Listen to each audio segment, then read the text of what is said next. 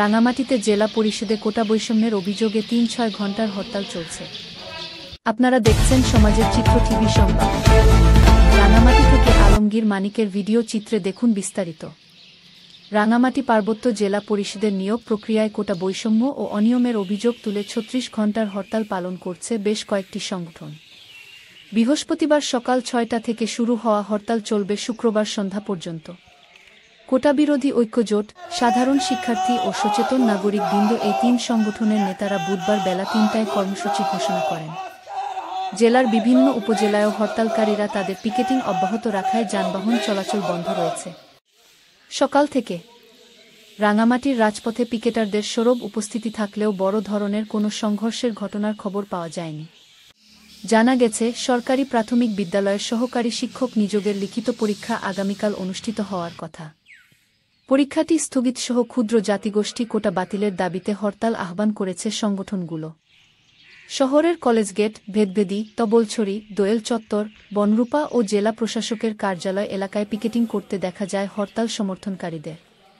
হরতালের কারণে সিএনজি চালিত অটোরিকশা, দূরপাল্লার বাস এবং নৌপথে লঞ্চ চলাচল বন্ধ রয়েছে। এতে অফিসগামী মানুষ ও সাধারণ যাত্রীরা ভোগান্তিতে পড়েছেন। পিকেটিংয়ে থাকা সংগঠনের সদস্যরা জানান, হাসপাতাল, অ্যাম্বুলেন্স, ফায়ার সার্ভিস ও ওষুধের দোকানসহ জরুরি সেবাসমূহ এই কর্মসূচির আওতার বাইরে থাকবে। তারা বলেন, আমরা শান্তিপূর্ণভাবে হরতাল পালন করছি। জাতীয় বিশ্ববিদ্যালয়ের পরীক্ষার্থী ও স্কুল শিক্ষার্থীরা হরতালের বাইরে থাকবে।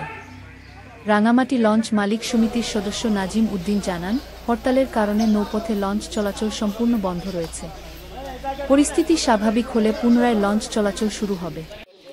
জেলা পুলিশের ঊর্ধ্বতন কর্তৃপক্ষ জানিয়েছে, পরিস্থিতি এখনও স্বাভাবিক এবং আইনশৃঙ্খলা রক্ষাকারী বাহিনী সতর্ক অবস্থানে রয়েছে। গত 17 নভেম্বর রাঙামাটি জেলা পরিষদে নিয়োগ বৈষম্যের প্রতিবাদে একদল বিক্ষোভকারী স্মারকলিপি দিতে গেলে সেটি গ্রহণ করতে অস্বীকার করে আন্দোলনকারীদের সাথে অশোভনীয় আচরণের পাশাপাশি দেশের কোনো মন্ত্রণালয়ের প্রজ্ঞাপন মানবেন না এবং জেলা পরিষদ নিজস্ব আইন দিয়েই জেলা পরিষদ পরিচালনা করার কথা বলেছেন অন্তর্বর্তীকালীন সরকারের নিয়োগ দেয়া রাঙামাটি জেলা পরিষদের চেয়ারম্যান কাজল তালুকদার। এরপর থেকেই জেলা পরিষদ চেয়ারম্যান সহ তার নিয়োগ প্রক্রিয়ার বিরুদ্ধে সরব হয়ে উঠে বৈষম্য বিরোধী ছাত্র জনতা।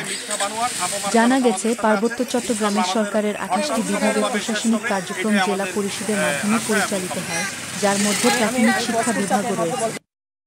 জেলা পরিষদের তত্ত্বাবধানে রাঙামাটিতে সহকারী শিক্ষক নিয়োগ পরীক্ষা আয়োজনের প্রস্তুতি চলছে। জেলা পরিষদ সূত্র জানায়, 2022 সালে জেলার প্রাথমিক বিদ্যালয়ের সহকারী শিক্ষক পদে 462টি শূন্য পদের বিপরীতে বিজ্ঞপ্তি প্রকাশ করা হয়।